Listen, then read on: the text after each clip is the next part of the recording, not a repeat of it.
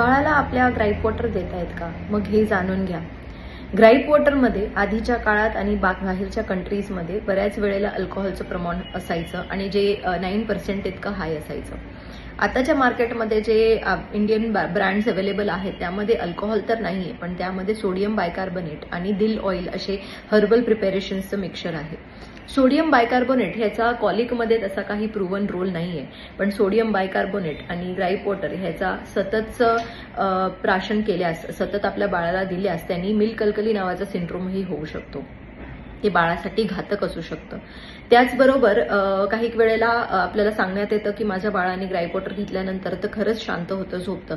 तर त्याचं कारण हे असू शकतं की ग्राईप वॉटरमध्ये बऱ्याच मात्रेमध्ये शुगर असते. हाय शुगर कंटेंटमुळे बाळाला सूदिंग इफेक्ट येतो.